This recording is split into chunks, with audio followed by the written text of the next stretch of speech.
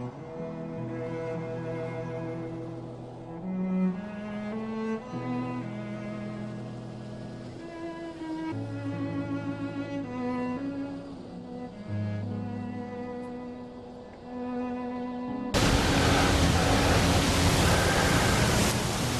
we're on the ridgeline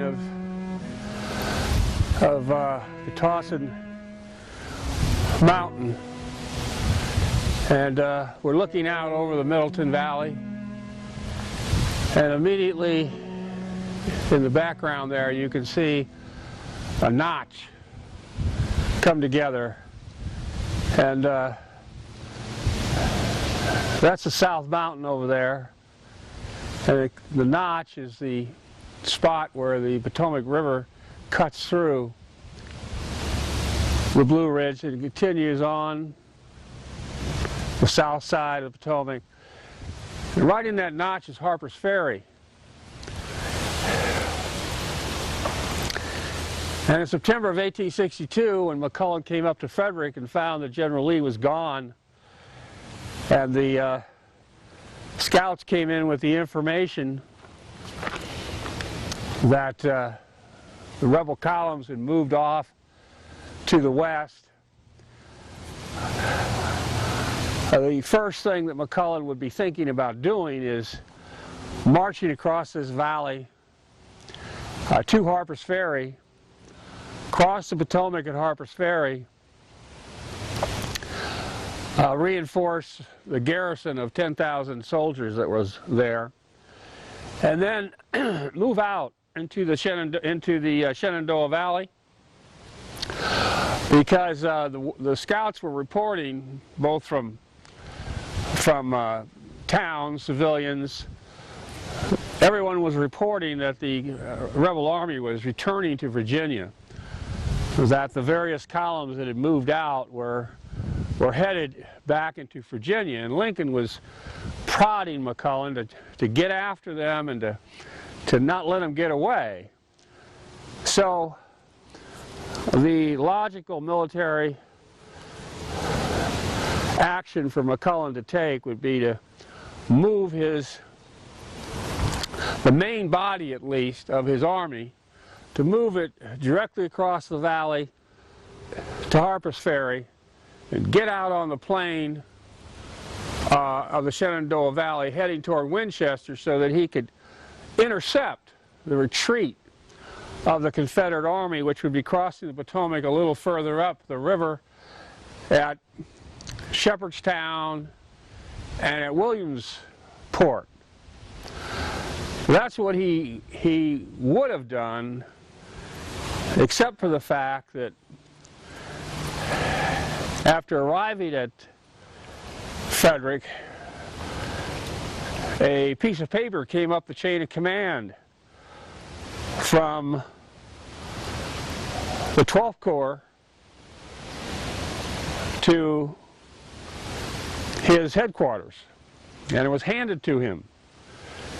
And when he read it, he found himself looking at what appeared to be General Lee's movement order, designating the routes of the various columns and indicating what those columns were supposed to do over the next several days. And through the reading of the document, he understood that General Lee was attempting to capture Harper's Ferry, seize that garrison in Harper's Ferry. He had one column under Stonewall Jackson crossing the Potomac at Shepherdstown and moving toward Martinsburg, and taking possession of the Baltimore and Ohio Railroad at that location. And he had another column move across the valley through what we call Crampton's Gap, which is in front of us, into Pleasant Valley, and then down to the Potomac River at Harper's Ferry, with the idea of endeavoring to capture that place. And Lee sent another column to the south behind us, cross the Potomac at Point of Rocks, and go into Loudoun County, and come around to the Blue Ridge on the south side of the Potomac, right above Harper's Ferry. And then after the Harper's Ferry had been seized, the movement order specified that all of these disparative columns were going to return to this side of the Potomac, and they were going to meet behind the Blue Ridge, behind South Mountain over there. And it was because of the revelation of the movement order that McClellan did not do what ordinarily he would have done, which is march directly for Harper's Ferry, use it as a base of operation, and move against the flank of Lee's retreating army that would be heading from Martinsburg to Winchester. Now this is a situation that McClellan was confronted with once he got the movement order of General Lee's in his hand. The blue pin is McClellan's position at Frederick, and you can see that in front of Frederick you have this line of mountain here, and this is the Catawson Mountain that we're standing on, and we're about right here at this location. This road here that you see, this is a national road. It goes directly to Hagerstown through Turner's Gap. There's a road that goes across the South Mountain at Crampton's Gap and into this space here, which is Pleasant Valley. Now, according to the movement order, General Lee with his main body was located between Hagerstown and Boonesboro, which is on the western face of the South Mountain at Turner's Gap. Stonewall Jackson's command, according to this movement order, was at Martinsburg, over here on the Baltimore and Ohio Railroad. Two divisions, McLaw's division and Anderson's division, were inside Pleasant Valley down at the Potomac opposite Harper's Ferry. And it was their function, according to the movement order, to endeavor to capture Harper's Ferry. Harper's Ferry is right this wedge right in here. You have the Shenandoah River coming up and meeting the Potomac at this location. On the opposite side of the Shenandoah River is Walker's division. And these two divisions, apparently, according to the order, are supposed to somehow capture the 10,000 Union soldiers that are garrisoning Harper's Ferry. And this is the Shenandoah Valley out here, and off the map is Winchester. Now, in that configuration, you can see McClellan's problem. If McClellan moved his main body in this direction,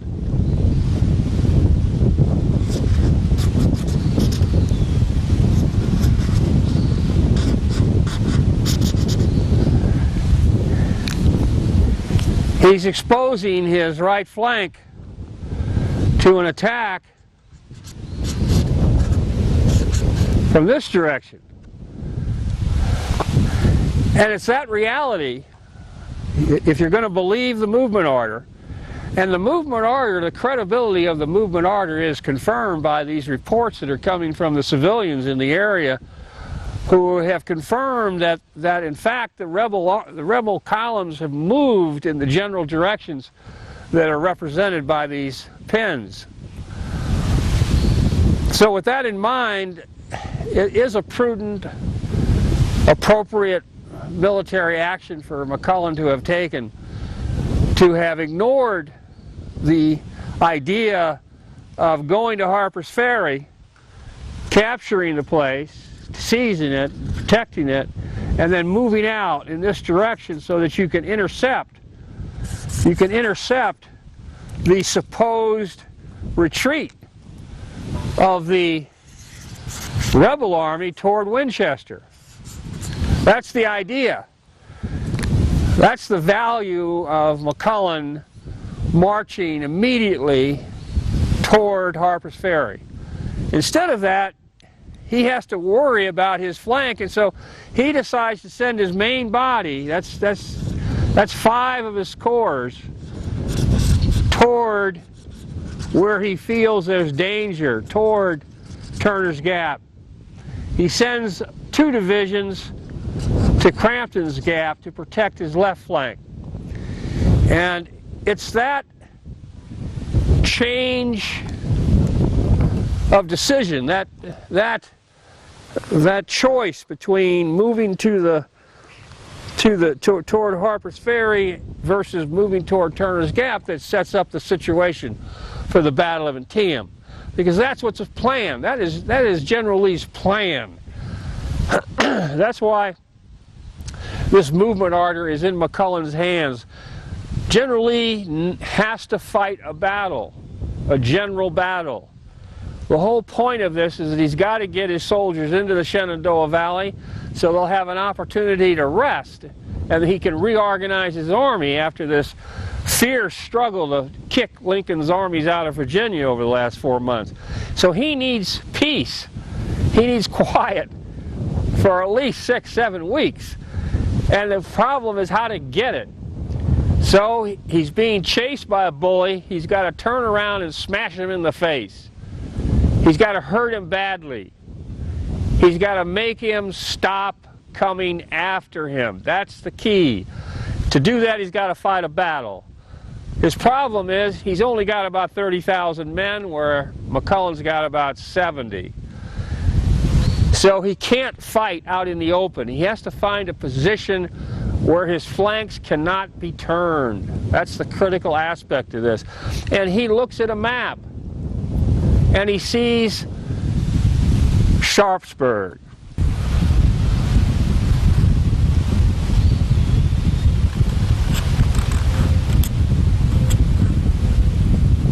Right there.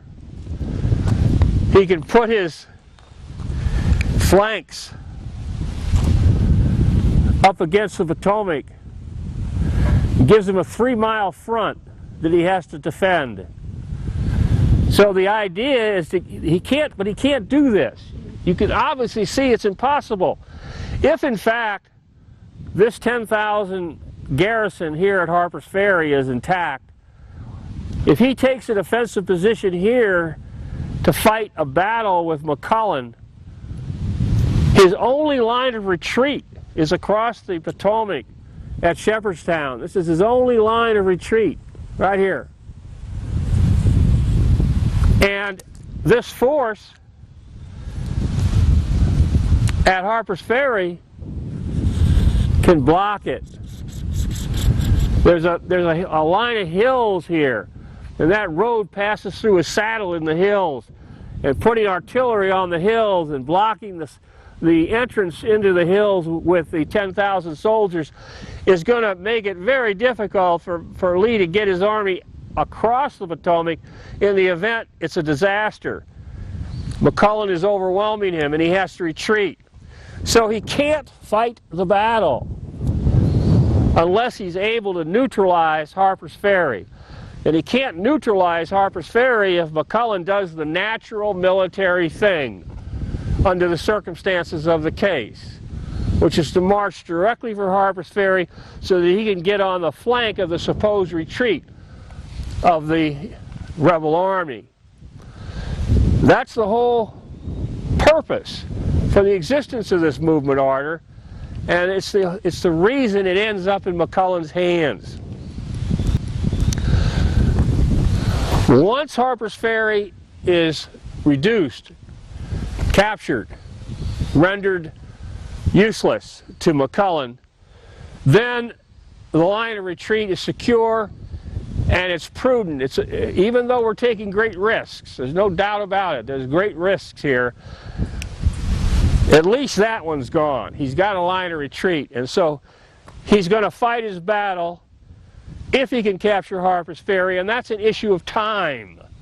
That's solely an issue of time. because McClellan, in approaching Turner's Gap with his main body, is going to attack, capture that gap, and Lee has very few troops. Very few troops. He's only got one division in that gap, and that's D.H. Hill's division. And so the gap has got to be held long enough for the fort, for Harper's Ferry to be reduced. That's the issue. And that takes us to the Battle of Turner's Gap, which occurs several days before the Battle of Antietam. Once Turner's Gap is captured by McClellan, which is on the morning of the 15th of September, at the same time, Harper's Ferry surrenders. Now, how did it surrender? Well, and this is part of General Lee's trick. Though the movement order placed Stonewall Jackson at Martinsburg, in reality he marched in front of Harper's Ferry. And it was Stonewall Jackson's force, which was a command of 20,000 troops. It was that force that arrived in front of Harper's Ferry the afternoon of September 14th. Strike that. Stonewall arrived at Harper's Ferry the afternoon of September 13th, at essentially the very time that McClellan was being handed the movement order. And Stonewall, by the morning of the 15th, was poised to launch a general assault on the defenses that the Union soldiers had in front of Harper's Ferry, when suddenly, in the course of a cannonading that was going on preliminary to the infantry charge, the commander of the garrison, Miles Dixon,